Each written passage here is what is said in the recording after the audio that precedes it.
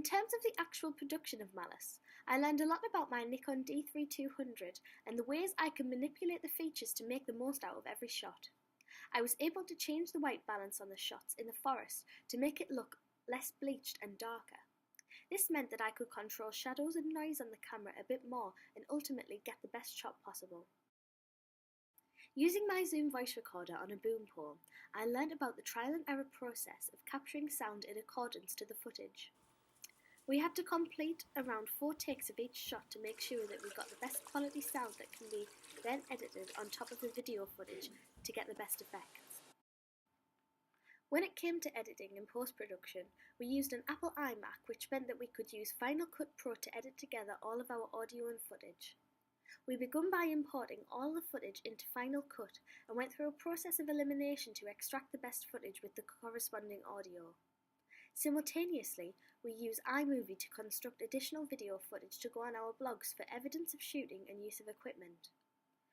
Having done this, we decided that iMovie would not be suitable for editing the whole opening sequence, as it has limited effects and techniques which we require to give Malice the spooky and horror edge it needs. In Final Cut, we learned how to blade and trim clips to get them to work with the sound in the most effective way and use different effects to bleach the video footage, making it darker or make it more genre appropriate. On our first cut we used Projector as a filter, but later decided that it distorted the footage too much and took away the creative edge that I had shown in my cinematography. We also began to edit a soundtrack on GarageBand, but decided that it was too restricting in terms of drum beats and effects, and decided to make a music piece the proper way, with instruments and a mixing desk. I learned how to mix and record myself playing guitar and piano, as well as using the touch drum pad to create my own drum beat. I then learned how to put effects on each instrument to make it work with the subject matter of Malice. Finally, I learned how to mix and modify the master track and then export it into a disc and ultimately onto Final Cut Pro.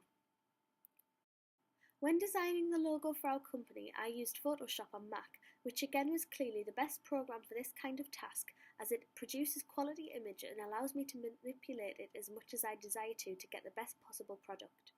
I used the Overlay and Text tool on an imported image and learned how to incorporate different filters to make the glitter look black rather than its original colour, which was blue. I used online platforms such as YouTube and WikiHow to get my instructions and tutorials to use the likes of Final Cut, as I was not completely confident with the software